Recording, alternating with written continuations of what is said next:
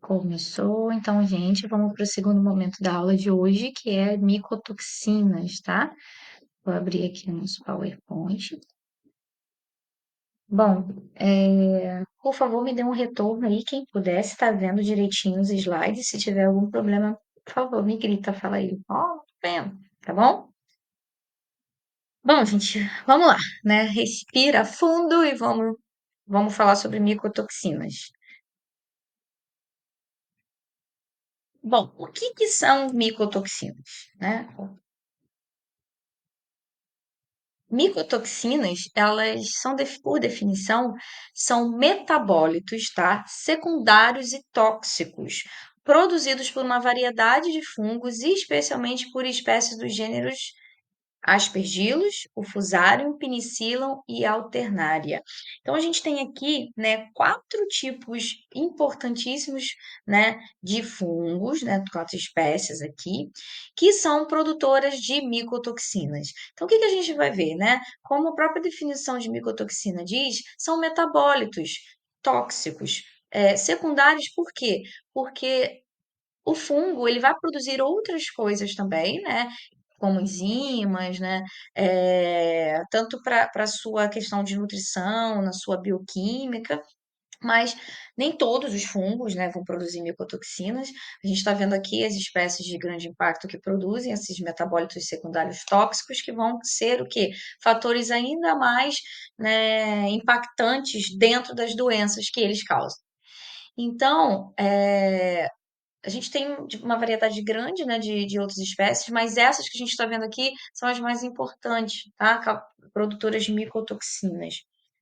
Então, como o próprio nome diz, toxinas, é tóxico, vai causar um dano, né? Vai aumentar ali, né, provavelmente o impacto da doença causada por essas espécies. Então, vamos ver como é que é isso, tá? Então, olha só, os fungos, né, no caso das micotoxinas, os fungos produtores de micotoxinas, eles, né, a gente chama de cepas toxigênicas e não toxigênicas. A gente tem essa divisão, tá bom? Então, ou seja, a presença do fungo não é um indicativo que existe a toxina. O que que ele quer dizer? Que não necessariamente o fungo estando ali, vai produzir a micotoxina causadora esse metabólito secundário, tá? Não quer dizer que a presença dele ali é fator, né, de condição que vai determinante, né? Alguns mofos, né, que a gente pode denominar os fungos assim, eles levam apenas algumas horas para produzir toxinas, enquanto outros levam semanas. Então, assim, a gente não sabe, não necessariamente quando a gente vê a presença de um fungo ali, a gente não sabe quanto tempo ele está ali. Então, justamente, a gente não sabe, né, a presença dali daquele fungo não vai ser um indicativo que existe a toxina ou não, tá? Agora, claro, se é um fungo produtor de micotoxina, a gente tem que levantar a possibilidade né, e dependendo do tempo, se aquela micotoxina pode estar, já foi produzida ou não por aquele fungo. É, Então, os fungos, né, de campo e de armazenamento. Então, antes ou após a colheita a campo, tá?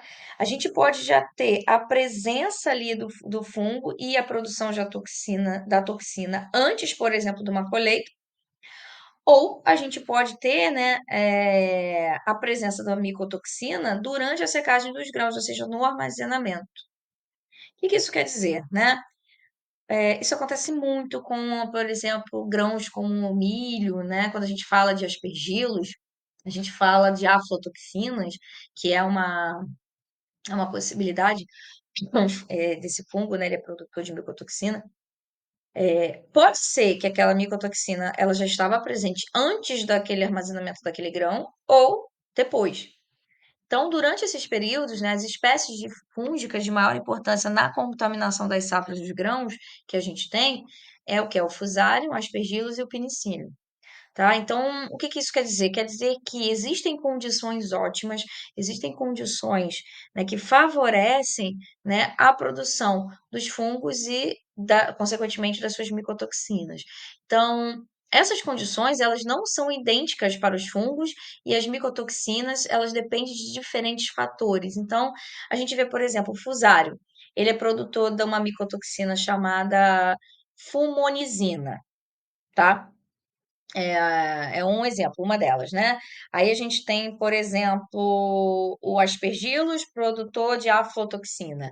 Não necessariamente, né, a mesma condição ambiental que ajuda o aspergillus a produzir a aflotoxina vai ser a mesma condição que vai permitir que o fusarium produza a fumonizina. Entendeu? Então, isso depende muito o quê? Do fungo, depende do ambiente, das condições de armazenamento, tá? Isso vai variar. Isso é muito variável. Por isso que também não é fator determinante a presença do fungo ter a micotoxina. Isso é muito variável, tá? O que a gente tem, né, de definição de certeza é que essas espécies, por exemplo, né, a Fusarium, Aspergillus e Penicillium, são espécies produtoras de micotoxina. Qual micotoxina vai ser mais favorável que elas vão produzir determinando do ambiente? Já não sabemos assim, né? Por exemplo, a gente está vendo aqui que o Penicillium, ele também produz, por exemplo, a ocratoxina. O Aspergillus também produz essa micotoxina, né? O que que vai fazer o penicílio produzir a ocrotoxina? O que que vai beneficiar essa produção de micotoxina pelo penicílio ou pelo aspergillus? Pode ser vários fatores ambientais, de tempo, a umidade, entendeu? Não necessariamente o que o produz, o que faz o penicílio produzir ela vai ser a mesma condição que faz o aspergillus produzir ela também. Ambos produzem essa micotoxina, mas fatores externos podem influenciar, né? Uma variedade de fatores podem influenciar a produção dessa micotoxina nessas espécies, entendeu? Então, não, por exemplo, um exemplo hipotético, tá? O aspergillus em ambiente úmido favorece a produção da ocrotoxina. Já o penicilio não, ele produz se o ambiente estiver úmido ou seco, entendeu? Então, isso independe um pouco, tá? Deu só é, uma ideia, uma hipótese aqui, para vocês entenderem essa questão dos fatores, né, de produção de micotoxina. Então vamos lá, né? A gente tem, como a gente está falando já justamente de questão de fator, ou seja, o que que proporciona, o que que pode aumentar a probabilidade de um fungo produzir essa micotoxina? Então, a gente tem alguns fatores, né, que a gente pode separar em fatores físicos, químicos e biológicos. Então, por exemplo, em fatores químicos nós temos a presença de umidade, temperatura e a integridade do grão. Então, são exemplos de fatores físicos que contribuem à produção de micotoxinas por aqueles fungos. Agora, fatores químicos. Quais são os fatores químicos que favorecem a produção das micotoxinas? pH, composição do substrato, ou seja, do substrato do grão, do tipo de grão, tá? E nutrientes e minerais, entre outros fatores. Isso também vai influenciar qual tipo de micotoxina aquele fungo vai produzir, velocidade e a própria produção da micotoxina, né? Se ela vai ser produzida ou não, tá? E temos também fatores biológicos, né, que é a presença, por exemplo, de invertebrados, de linhagens específicas, ou seja, se vai ter, né, outros espécies animais ali envolvidas, favorecendo, por exemplo, né, o impacto naquela colheita. Então, vamos lá. Vamos percorrer um caminho aqui para a gente poder entender. Então, a gente tem, por exemplo, fatores biológicos, né? Suscetibilidade da cultura, ou seja, eu tenho uma plantação de milho, né?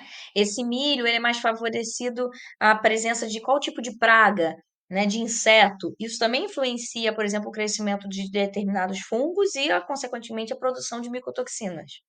Fatores ambientais, né, que são fatores, estão muito ligados aos fatores físicos, de temperatura, umidade, né, são mais fatores físicos que podem impactar a produção o surgimento do fungo, produtor de micotoxina, e, consequentemente, ele produzir a sua micotoxina, danos mecânicos na hora da colheita também, tá? Ataque por pássaros e insetos, às vezes, né? Dando exemplo mais uma vez do milho. Às vezes já está ali pronto para a colheita, mas veio um pássaro ali, lesionou aquele grão, expôs aquele grão, o nutriente daquele grão, que vai facilitar o crescimento do fungo ali. Isso facilita, isso influencia, né, no surgimento das micotoxinas, se for um fungo produtor de micotoxina, que geralmente é, né. Colheita, né, a colheita ela é muito impactada tem que estar tem que ser feita no momento certo, tem um ponto de maturação certa, de temperatura, de umidade. Não é tudo feito assim, sem planejamento, né? Quando a gente está falando de grandes produções de grãos, a gente está falando de toda uma gestão, de uma logística para isso, né? Então tem um tempo certo, um dia certo, um momento certo de maturidade do grão, mas isso são fatores também que influenciam o surgimento desses fungos, tá? Então, a gente tem, por exemplo, um grande fator impactante é a questão da estocagem e do processamento dos grãos. O fungo ele já pode ter vindo da colheita lá do campo, já com o grão já pode ter vindo com esse fungo, ou ele não desenvolveu ainda, ele vai desenvolver e maturar mais ali na hora de estocar. Por isso que a estocagem é um ponto crítico, muito importante, né? Que é o local que está estocado aquele grão ali que vai favorecer o não crescimento do fungo. E se for um fungo, né, geralmente produtor de micotoxina, vai produzir a micotoxina naquele grão e automaticamente, quando aquele grão for processado para poder ir para consumo, o animal pode se contaminar. A gente tem muitos casos de contaminação por aspergilos, né, de aflotoxina, que é uma micotoxina do aspergilos, em grãos tipo de milho, né, e a intoxicação de, por exemplo, de equinos, tá? Levando até a óbito por conta dessa micotoxina, porque o equino, né, faz parte da rotina de alimentação. Então, essas micotoxinas, elas são influenciadas por esses fatores externos também. Ou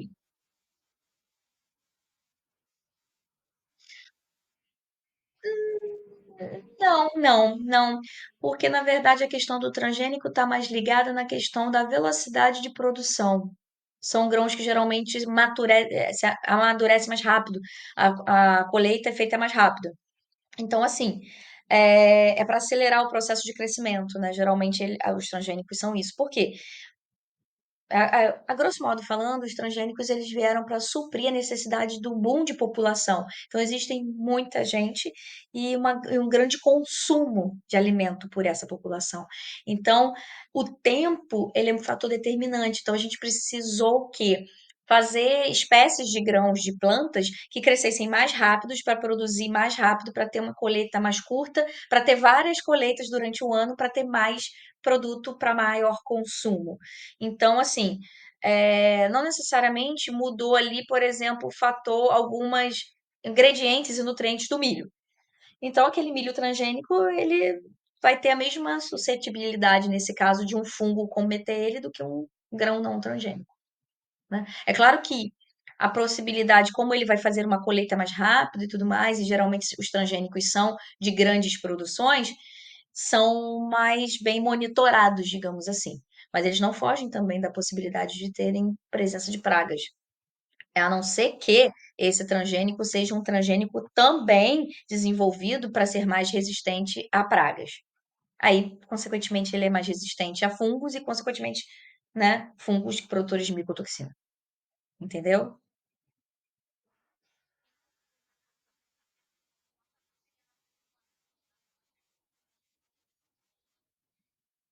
Transgênicos é, são produtos geneticamente modificados.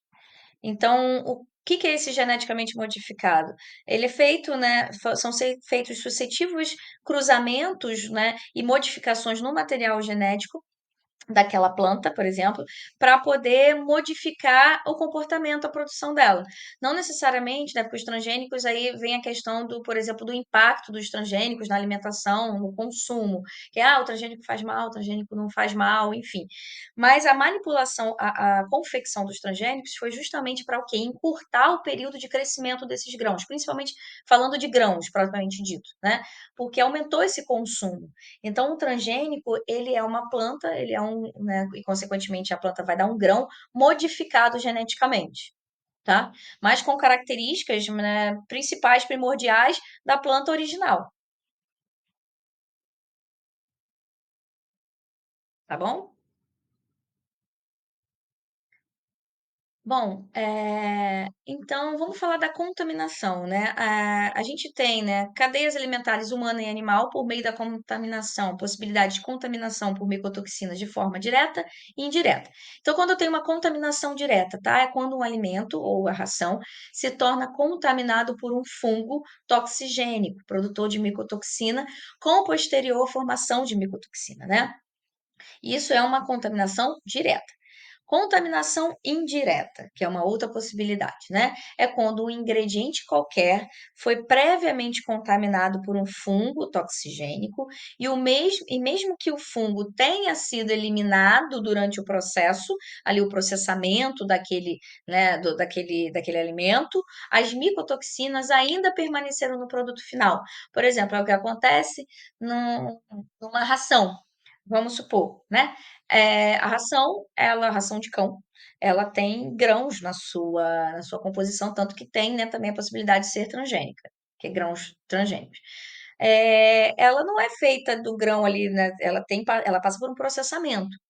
Então, se eu a contaminação direta seria a contaminação daquele grão, né, com a presença da micotoxina daquele grão ali, ser consumido diretamente. Mas esse grão da ração, ele teve um processamento, ele passou por um processo. Mas pode ser que, mesmo passando por esse processo, a micotoxina permaneça. Então, nesse caso, eu tenho uma contaminação indireta daquela ração por essa micotoxina, tá? Então, a maioria dos alimentos e rações pode permitir o crescimento e desenvolvimento dos fungos toxigênicos, tá? Né? Então, pode ser no processo de produção, na fase de processamento, pode ocorrer essa contaminação na fase de transporte e na fase de armazenamento. Então, eu tenho vários pontos críticos nessa produção que são suscetíveis, né, à presença da micotoxina, tá? E a ingestão de micotoxinas, né, nos produtos vegetais contaminados, produtos derivados desses alimentos, leite pode estar também contaminado, queijo, carnes e outros produtos animais podem estar contaminados por micotoxinas, por quê? Porque elas são resistentes até os processamentos desses alimentos. Então, é muito perigoso. A gente tem que ter, né, um processo de logística e de gestão muito criterioso na formação desses alimentos. Tá aí, ó, o impacto do papel do médico veterinário. Ó, qual é importante a nossa profissão, né? Não só na questão clínica, isso aí também faz parte da nossa profissão, da responsabilidade do médico veterinário numa produção de grãos, por exemplo, entre outros profissionais, tá? Né? Então, principais micotoxinas de interesse veterinário, a gente tem umas, tá, bem importantes aqui. Então, a gente tem, eu diria assim, encabeçando a aflotoxina, que é uma das mais famosas, não tirando o impacto das outras, tá? Mas a gente tem a aflotoxina, os tricoticenos, a ocratoxina A, citrinina, zearalenona, também muito famosa, fumonizinas, alcaloides de ergot, espirodesmina, osporeína, a monoliformina, a patulina e o ácido ciclopiazônico, tá? As alterações que essas aflatoxinas vão produzir em animais, elas podem ser das mais variadas, tá? É muito complicada a questão do diagnóstico das micotoxicoses. Então, a gente tem grande número de micotoxinas associadas ao pouco conhecimento dos efeitos nos animais. Então, quando um animal ele é comprometido por uma micotoxina, né, a gente tem uma manifestação clínica, por exemplo, de um princípio de intoxicação, ou até, por exemplo, o impacto no metabolismo hepático. Então, você tem um comprometimento hepático, só que isso não ajuda. É muito difícil a gente chegar ao diagnóstico e fechar e bater o martelo, esse paciente ele está sofrendo de uma micotoxina. E mesmo quando a gente tem essa suspeita, olha a quantidade de micotoxinas que a gente tem, a variedade delas. Fica muito difícil da gente poder identificar. Então, a gente tem pouca disponibilidade de informações sobre os métodos de detecção da maioria dessas micotoxinas e, consequentemente, a gente tem erros no diagnóstico. E às vezes nem dá tempo da gente fechar o diagnóstico nesses casos. Então, vamos falar um pouquinho agora de cada uma dessas micotoxinas, né? As principais micotoxinas de interesse veterinário, começando pela aflotoxina. A aflotoxina, né, o termo aflotoxina, foi formado a partir do nome do seu principal agente produtor, que é o Aspergillus flavus, tá? Então, a aflatoxina é produzida pelos aspergilos flavos, também pelos aspergilos parasíticos, tá? As principais que a gente tem é a aflatoxina B1, B2, a G1, G2 e a M1, tá? As regiões que são mais acometidas na presença dessa aflatoxina são as regiões tropicais e subtropicais, porque elas possuem condições ótimas de temperatura e umidade para o fungo se desenvolver e, consequentemente, desenvolver a micotoxina. Essa aflatoxina, ela é extremamente tóxica, ela é metabolizada e eliminada de forma muito rápida no organismo, através das secreções biliares. Então, consequentemente, a gente vê aqui maior impacto a nível hepático dessa aflatoxina, quando a gente tem a presença dela, tá? A gente está vendo aqui as estruturas dessas aflatoxinas, as diferenças entre as diferenças de conformação química, né, da B1, da B2, da G1 e da G2, tá? É, E a gente tem a presença dessa aflatoxina muito em grãos como amendoim, castanhas, nozes, tá? Amêndoas, milho, tá? Tem bastante possibilidade de crescimento desse fungo e, consequentemente, presença de micotoxina, aflatoxina. Algodão, centeio, cevada, o sorgo também. Trigo, aveia, arroz, feijão, frutas secas, o leite também, né? Pode conter a aflotoxina. Então, a aflotoxina ela tem uma diversidade, né, de presença em diversos alimentos.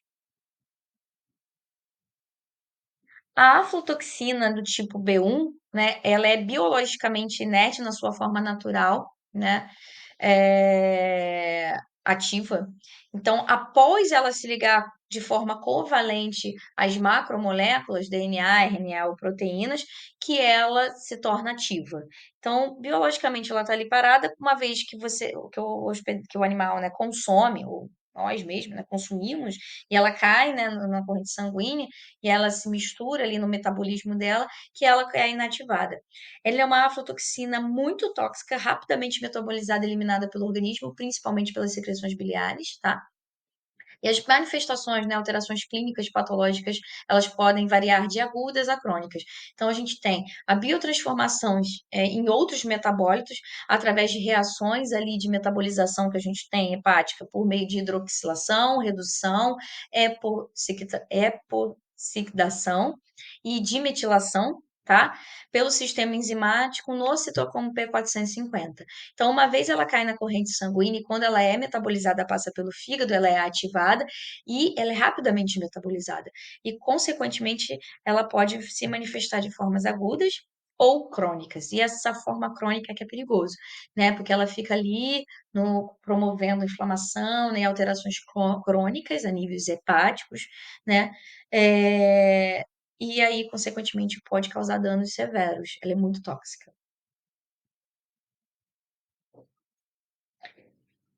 Então, as aflatoxinas nos animais, né? Nós temos ali perus, frangos, suínos, né? Alimentados com rações contaminadas, que é uma possibilidade de contaminação dessa micotoxina, levando o quê? Consequentemente, associado à redução de uma imunidade, a gente vai ter problemas, né, de impacto econômico nos produtores, porque essa aflatoxina ela é muito tóxica e pode levar esses animais a óbito, tá?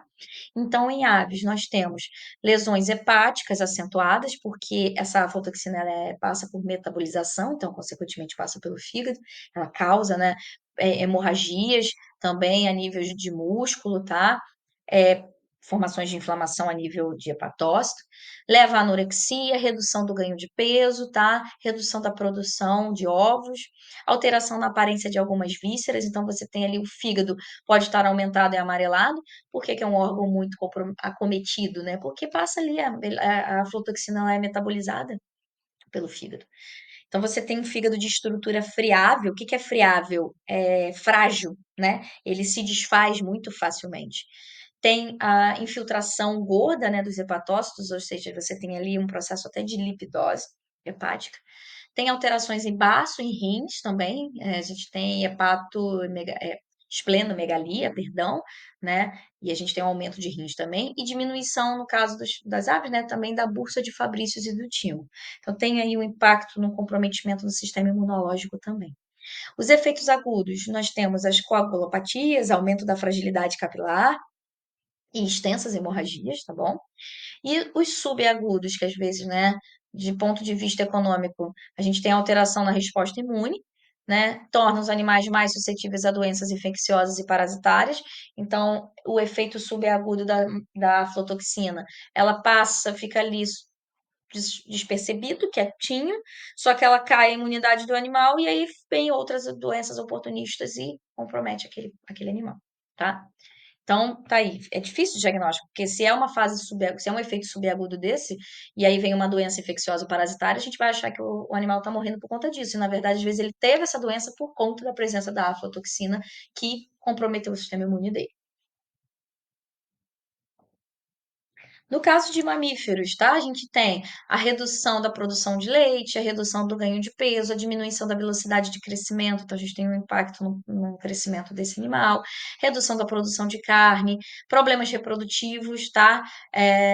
Porque ela tá ligado muito à ação sobre a vitamina A, então vai comprometer as fases de reprodução de estros e anestros irregulares na fêmea, baixa viabilidade neonatal, pode levar a aborto, pode levar a malformação também.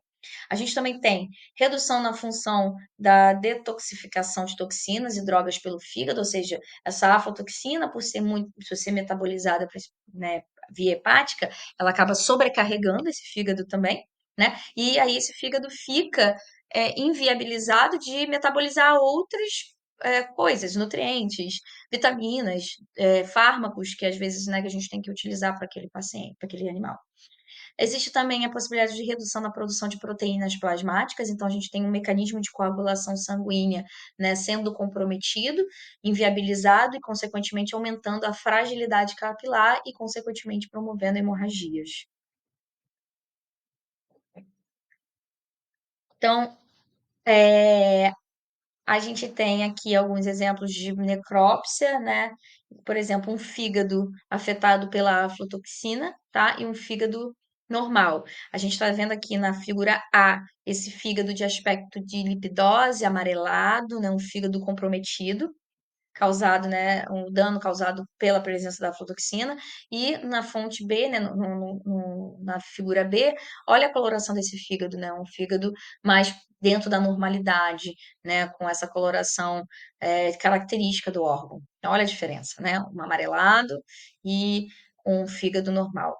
Então, você tem aqui, né, na figura do meio, né, a aflotoxicose aguda em suínos, a presença desse fígado, né, coloração amarelada, justamente pelo impacto da aflotoxina, tá bom? E a gente tem aqui, né, a questão da fotossensibilização por afotoxicose em suínos, né, apresentando o quê? Lesões em pele, tá? Isso pode acontecer, porque essa aflotoxina, uma vez que ela entra na corrente sanguínea metabolizada no fígado, a metabolização dela causa a produção de metabólitos que impregnam o tecido cutâneo e na presença de luz, né, de radiação solar, causa o que a gente chama de fotossensibilização. Algumas micotoxinas podem causar isso. E essa fotossensibilização leva a lesões, tá? Então começa a aparecer lesões em pele por meio do que? Depois da metabolização hepática dessa aflotoxina. E aí ela cai na corrente sanguínea, né? Ela se acumula em tecidos cutâneos e leva essa fotossensibilização. No homem, a gente tem a ingestão de vegetais contaminados e produtos originados, né, animal, como o próprio leite, né? É, impactando, né, intoxicando. Então, em virtude da capacidade dessa aflatoxina se ligar ao DNA das células, a gente tem a consequência de uma aplasia tímica, né? Deficiência, consequentemente, também uma deficiência na imunidade celular, e aí a gente tem a síndrome que a gente chama síndrome de Dijorge, né? Propriedades, essas aflatoxinas possuem propriedades oncogênicas, né, ou carcinogênicas e imunossupressivas, ou seja, grande impacto no sistema imunológico e contribui para patologias, né? Aqui é um dado curioso, né? Em pessoas que possuem vícios em heroína, tá? É, como recém-nascidos de mães viciadas.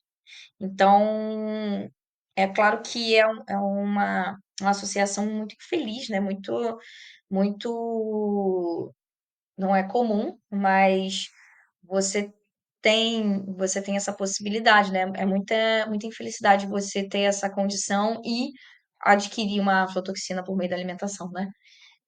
Mas isso pode acontecer. E aí você tem um aumento exacerbado, né, desses sintomas já causados pela droga e potencializados na aflatoxina, com a presença da aflatoxina. Bom, geralmente, né, qual é o maior impacto de nível de produção, né, que a gente tem dessa aflatoxina?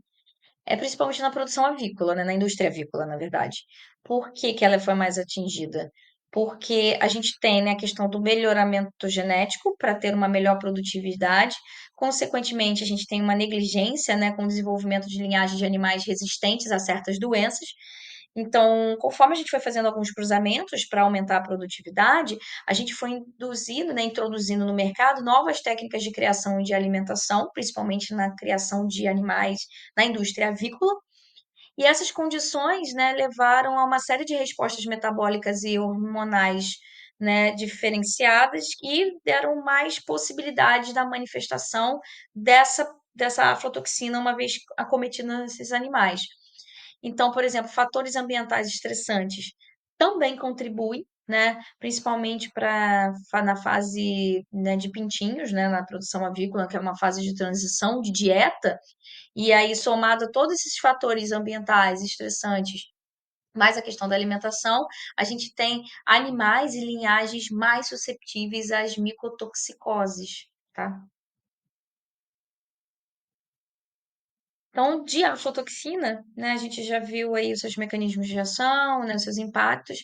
Vamos para a próxima micotoxina, que é o tricotecenos, né, que possuem um grupo de mais de 150 metabólicos produzidos por fungos do gênero Fusarium, também produzidos por gêneros de Mirotheciums, Phomopsis, Stachybotrys, Trichoderma, Trichothecium. Então, existem vários outros fungos produtores tricotecenos, que é uma micotoxina, tá? O termo tricoteceno é derivado da tricotecina, tá? Que é o primeiro membro da família identificado dessa micotoxina, tá bom?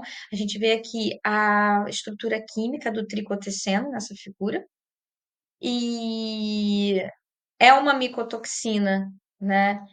Perdão, aqui. É uma micotoxina de característica, né, comum entre elas, a gente tem uma grande variedade, mas elas são quimicamente semelhantes, tá? As atividades biológicas, consequentemente, pela sua estrutura química também são semelhantes. Então, como que elas agem? Elas são inibidoras da síntese de ácidos nucleicos, de DNA e RNA, e, consequentemente, de proteínas, né? Que as proteínas, elas derivam justamente da produção vinda proveniente do material genético. Então, essa micotoxina, ela inibe a síntese, né? São produzidos principalmente por fungos do gênero Fusarium. A gente viu que outros fungos podem produzir esse tipo de micotoxina, mas o Fusarium é o que mais tem impacto, né? É de forma natural, né? Durante o período mais fresco do ano. Então, é natural, é da natureza desse fungo a produção da micotoxina, né, geralmente ali em temperaturas de 15 graus, tá? O mecanismo de ação, a gente tem forte capacidade de inibição proteica, de síntese proteica, né, eucariótica, que vai interferir em estágios iniciais e de alongamento do terminal da síntese proteica. Então, basicamente, o que que essa micotoxina faz? Inibição de síntese proteica a nível celular, né? Então, foram os primeiros compostos provavelmente desenvolvidos na inibição da atividade da transferase peptídica, que é uma um mecanismo de síntese proteica. Esse aqui a gente já viu. É aqui agora. Então, a gente tem as principais micotoxinas desse tipo, né? A T2, a deoxinivalenol, né? Ou vomitoxina, DOM, e a dicetoxicispenol, que é a DAS, tá? Então, a T2 é a mais estudada. Possuem efeitos dependentes da concentração ingerida, então são como se fosse dose dependentes, digamos assim, né? Se eu posso dizer. Bovinos, quando acometidos por essa micotoxina, possuem lesões ulcerativas no rume, né, no seu trato gástrico e no abomaso. Levam também a diarreia sanguinolenta, perda de apetite e redução de peso, tá? Em aves, a gente tem lesões proliferativas de mucosa bucal, desenvolvimento de placas caseosas, né? Como semelhantes àqueles aspectos que a granulomatosos da tuberculose que a gente tem, e leva também a redução de peso.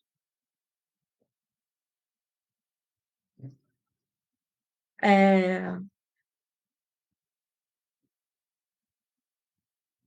tá. Bom, a gente viu hoje do T2, né? Então, a tipo DOM leva a manifestações como vômitos, né, inapetência, né? Recusa de alimento com diarreia, leva também a hemorragias, alterações neurológicas em casos mais agudos, tá? É, a gente pode ter uma recuperação, uma vez que a gente consegue substituir o alimento contaminado por outro sem toxina, e aí essa micotoxina ela é metabolizada e eliminada, tá? Mas vai depender da quantidade que esse animal consumiu. Já a do tipo DAS, as lesões proliferativas são mais a nível de boca, gengiva e língua, levam a uma redução também no consumo de alimento, porque essas lesões proliferativas na boca, tipo úlceras, elas dificultam o animal a comer, e logo, consequentemente, ele reduz o seu alimento, consequentemente, reduzindo a ingestão de alimento, reduz o peso e, consequentemente, leva a uma baixa de produtividade. Então, o diagnóstico, né, a gente tem a existência de necrose em mucosa bucal e estomatites. Alguns não produzem esses sintomas e aí fica muito difícil a gente chegar num diagnóstico, tá? Fica mais fácil quando a gente tem esse tipo de manifestações clínicas de lesões, fica mais fácil da gente identificar, né? Outra micotoxina também que a gente tem é a acrotoxina A. Ela foi descoberta em 1965, né, como um metabólito do Aspergillus ocráceus. Outra espécie também, como Aspergillus spp e a Penicillium, também produzem esse tipo de micotoxina. Os aspergilos Nigg é utilizada na produção de enzimas e de ácido cítrico, tá? Essa micotoxina. É a principal micotoxina causadora de nefropatias. Eu diria o seguinte, do mesmo impacto que, por exemplo, a aflotoxina tem um impacto hepático, a acrotoxina, ela tem grande impacto a nível renal, para as nefropatias. Então, qual é a principal ação? A gente tem uma inibição da síntese proteica devido à presença de um grupamento, né, de fenilanina na sua composição química, tá? Ao ser reconhecido pela fenilanina do RNA transportador sintetase, vai atuar como um inibidor enzimático competitivo. E aí você vai ter uma alteração a nível de celular, né, a nível de nefro, consequentemente uma eliminação de aminopeptidases na urina e alteração do metabolismo da gliconeogênese, através também da inibição de fosfoenolpiruvato e carboxiquinase. Ou seja, você tem ali, né, todo um processo de metabolização mais renal do que hepático aqui, consequentemente, né, você vê a aflotoxina passa por todo o metabolismo hepático, a acrotoxina, metabolismo renal. E aí, na hora que ele é metabolizado, né, a nível renal, ele vai causando esses danos, vai causando essas alterações, tá? Ela também, por mais que ela seja, né, maior causadora de nefropatias, ela tem o seu impacto hepatotóxico também, imunossupressor, teratogênica e cancerígena, tá? Mas ela está muito mais ligada justamente a essa questão de nefropatia pelo seu processo metabólico e composição química, formação química, né? Aonde a gente encontra mais essa acrotoxina, né? Em milho, cevada, centeio, trigo, né? Os grãos como um todo, né? Café, cacau. Quando eu vejo assim uma micotoxina dessas falando assim, pode cometer o café, eu já fico meio nervosa porque eu tomo muito café, né? Aí já começa a pensar, como se eu não consumisse outros grãos, né? Mas assim, é o que mais a gente. Quanto mais a gente consome o produto, mais a gente fica impactado se ele está com possibilidade de ter uma contaminação, né? Mas ele também pode, essa acrotoxina, ela pode também comprometer uvas, frutas secas e até carnes suínas e derivados, tá? Vinho também. São resistentes a processos, né? A acrotoxina, ela é encontrada no sangue, em outros tecidos animais, no leite, inclusive também em leite humano, uma vez ingerida, né? A carne suína para o consumo também. No Brasil, a gente tem 50% das amostras de arroz, feijão, milho, trigo e café torrado e moído e em café solúvel. Então, é uma micotoxina muito presente. Existe a preocupação de estar presente nos vinhos também, como eu falei, enquanto os frutos da videira estejam infectados por aspergilos carbonários. Então, por isso que se tem que ter um controle muito criterioso na produção, né, nessas vinícolas. E pequenas quantidades podem suportar o processamento e o metabolismo em suínos, em aves, sendo improvável que ela possa ser detectada no leite e na carne bovina, tá? Então, são resistentes. Geralmente, né, a gente fala um pouquinho que as micotoxinas podem ser resistentes a alguns processamentos. No humano, ele tem meia-vida longa, né, para sua eliminação. É, A Agência Internacional de Pesquisa do Câncer já detectou e classificou a acrotoxina A como um possível cancerígeno humano. Então você vê, né, aquela questão que você é o que você come. A gente tenta manter uma alimentação saudável dentro do possível, mas mesmo a gente fazendo uso de alimentação saudável a nível de macronutrientes, a gente pensando, né, esses nutrientes eles não estão livres de contaminação. Então, isso pode, né, impactar muito o desenvolvimento de doenças, principalmente de doenças cancerígenas na população, né. Claro que a gente não vai ficar pensando nisso toda hora. E é claro que existe todo um papel, né, dos profissionais, como nós, médicos veterinários, participamos desses processos de fiscalização, de monitoramento, para poder, né, melhorar essa, eh, essa produção, né, essa vigilância. É uma micotoxina que tem sido responsabilizada principalmente pela nefropatia em suínos, tá? É uma doença endêmica em suínos na Dinamarca, onde também está associada à morte em aves, tá bom? Então, tem alguns locais, né, que são mais propensos ao desenvolvimento de algumas doenças, consequentemente, né, de alguns fungos e, consequentemente, de micotoxinas. Outra micotoxina aqui é a citrinina. Ela foi isolada a partir de metabólitos secundários do penicillium citrino, antes da Segunda Guerra Mundial, tá? Outras espécies, como o penicillium e aspergillus, também são produtores dessa micotoxina. São isolados também penicillium camembert, que são, né, auxiliam lá na produção de queijos, e aspergillus oryzae, que são alimentos asiáticos, como saquê, miso e molho de soja, tá? Ou seja, a gente tem inúmeros alimentos com possibilidade de contaminação, né? O que que faz a gente ficar mais tranquilo? A fiscalização, os métodos de produção, né? A gente tem que confiar nesses selos. Mais recentemente foi isolada a partir de metabólitos de fungos, né, de monoascos ruber e monoascos purpureus, né, usados para a produção de pigmentos de cor vermelha. E a gente tem, né, o surgimento da síndrome do arroz amarelo, tá? No Japão, em 1971, é, constatado na presença de alimentos em arroz, tá? A presença dessa micotoxina causando essa síndrome. A citrina está presente também, né? Tem uma variedade de grãos, mas ela está mais focada realmente nos grãos: arroz, trigo, farinha, cevada, milho, centeio, aveia e amendoim, diferente de algumas que a gente viu até na presença de leite, carne, né? Em humanos, vai causar também uma nefropatia, né? Quais são as causas, consequências? Nefropatia endêmica dos balcões, doença renal e geralmente fatal, tá? É bem nefrotóxica. É uma micotoxina instável durante o processamento industrial em cereais. Maior risco são os animais de criação, especialmente suínos, caso se alimente de cereais contaminados. E aqui no Brasil, ela foi associada à nefropatia suína após a injeção de grãos de cevada mofada, tá? Então, a gente teve um comprometimento do aparelho urinário, tendo manifestação de congestão, cistos urinários e hemorragias na região medular. É nefrotóxica, tá?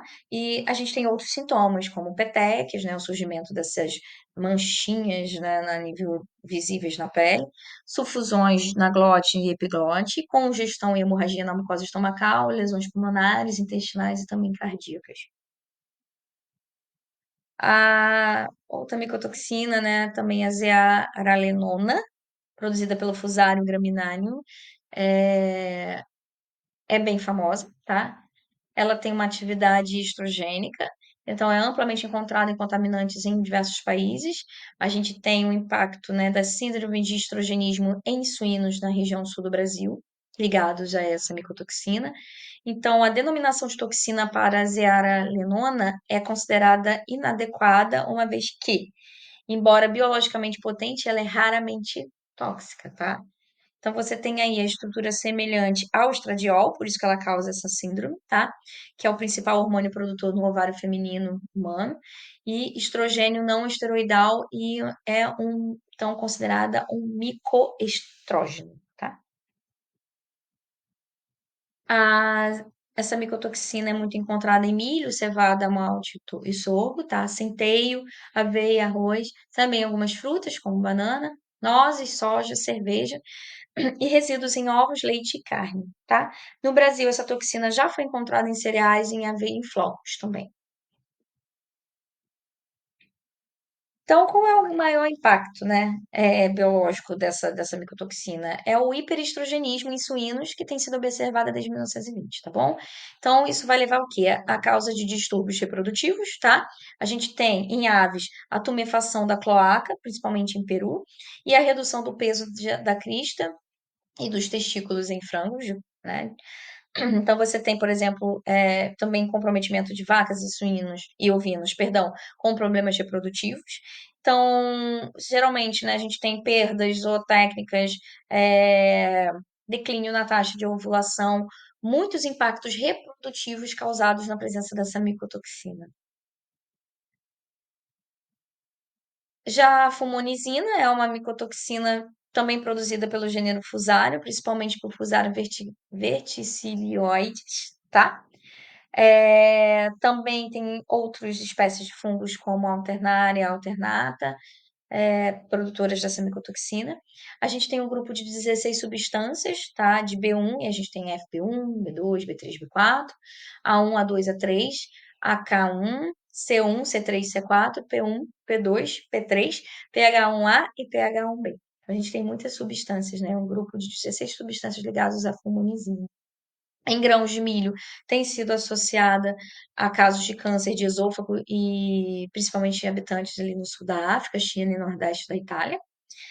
É, tem uma propriedade que leva a leucoencefalomalácia de equinos e coelhos, né? É um processo de degeneração a nível de leucócitos, tá?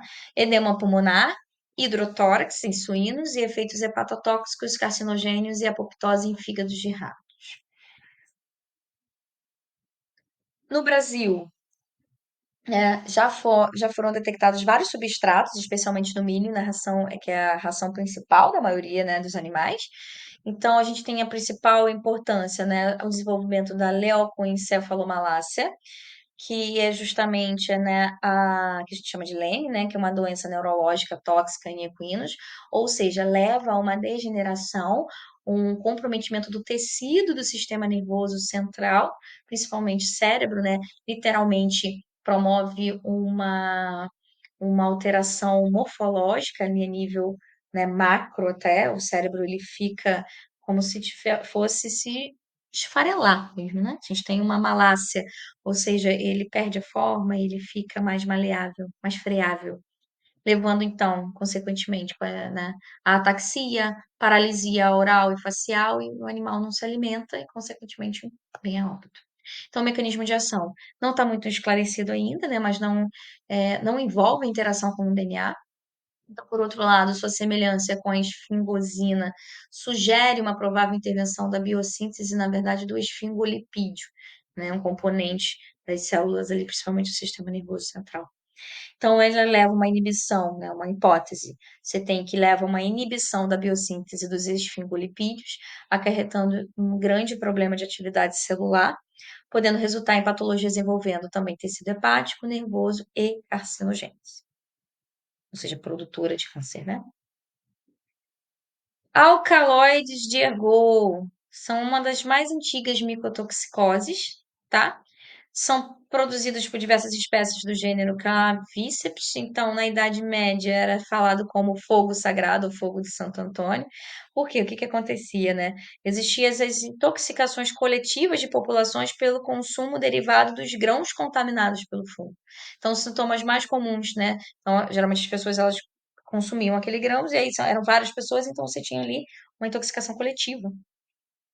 E ali você tem a manifestação de hipertermia, convulsões, alucinações, né? Aí as pessoas começavam a alucinar e começavam a clamar por santos e tudo mais, né? Mas era porque elas estavam alucinando e a religião era uma grande, tinha grande impacto na Idade Média. E as pessoas, né, consequentemente, né, as pessoas achavam que aquilo era um castigo para punir, tá bom? Mas na verdade o que se tinha era uma ignorância sanitária, né? Um desenvolvimento de uma má produção, com uma contaminação dessas micotoxinas nos grãos, né? É também denominada como ergotismo, né? Após a ingestão de pão ou outros produtos preparados a partir da farinha contaminada. Então, a gente tem duas formas clássicas, tá?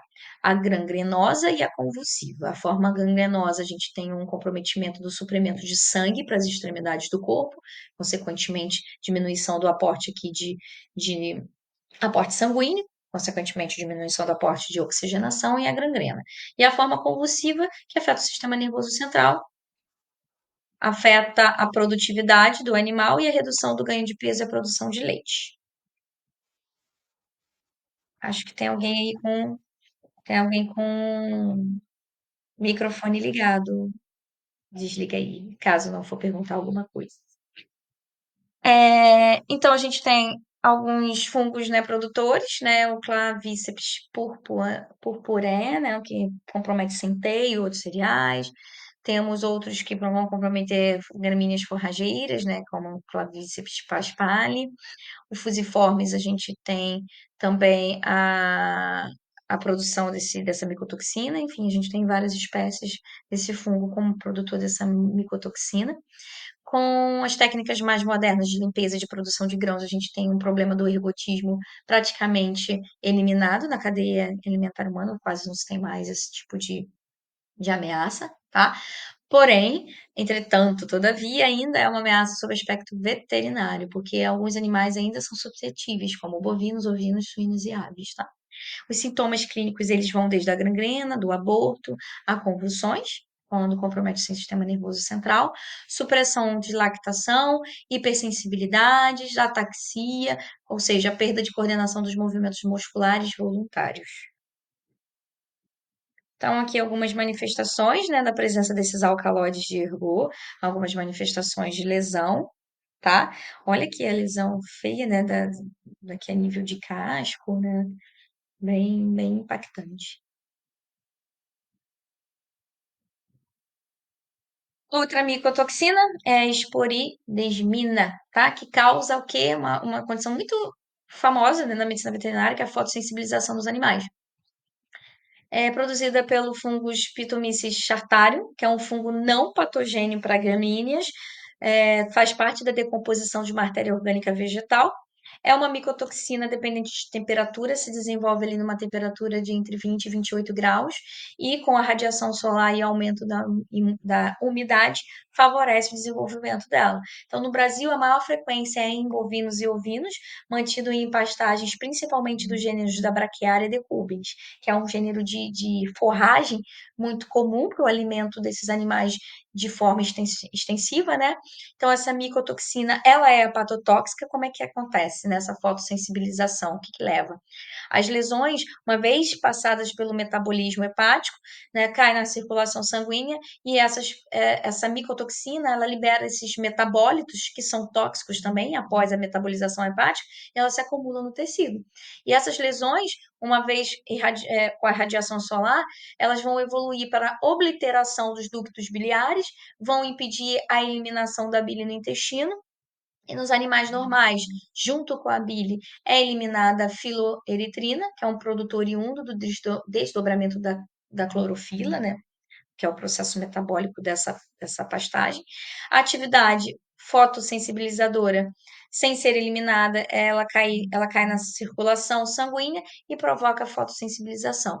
Ou seja, essa micotoxina, uma vez metabolizada pelo fígado, ela vai produzir metabólitos tóxicos que, uma vez que a bile não consegue eliminar ela, porque também é prejudicada esse processo de eliminação biliar, ela se acumula no organismo e provoca fotossensibilização uma vez o animal exposto à radiação.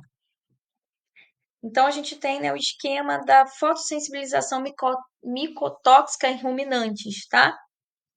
A gente tem o consumo da Brachiaria decubis, né, que é a forragem, tá? É o tipo de forragem de gramínea. Ela pode estar contaminada pelo Phytomyces chartarium, que é o fungo produtor dessa micotoxina. No rumen, né, a gente vai ter a primeira digestão, e aí a gente tem a filoeritrina mais a bile, né, depois de um processo de metabolização, vai a nível intestinal, cai a nível de fezes, se for um ciclo normal. No ciclo patológico, com a presença da micotoxina, o fígado, né, ele não metaboliza bem todo esse processo da filoeritrina, né, começa a ter um processo de oclusão dos ductos biliares, logo, a bile mais a filoeritrina cai na corrente circulatória, não é eliminada, né, não cai via intestino e fezes, como acontece no ciclo normal, então ela se acumula na pele e uma vez na pele, a luz solar bate e causa fotossensibilização, que é a produção dessas lesões, como a gente está vendo aqui do lado, tá? Então, aqui, num primeiro momento, a gente segue um ciclo normal, que seria o quê? A metabolização da clorofila por meio, né, da bile e a eliminação dela nas fezes. Uma vez o processo metabólico biliar sendo comprometido, ela é acumulativa, né, com a presença da micotoxina e leva à fotossensibilização.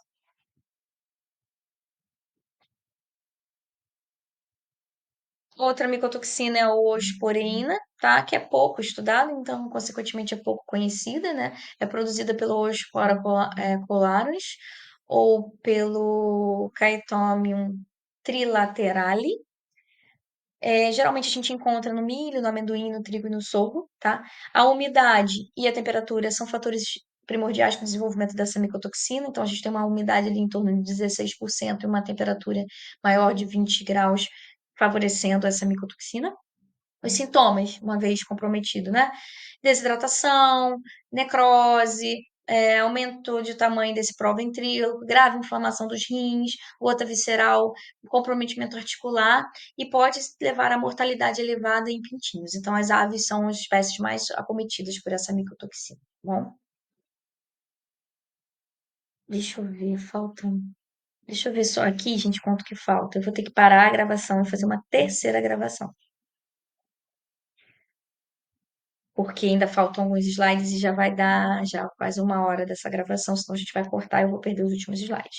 Então, eu vou cortar aqui e vou fazer uma terceira gravação para terminar as outras micotoxinas, tá bom?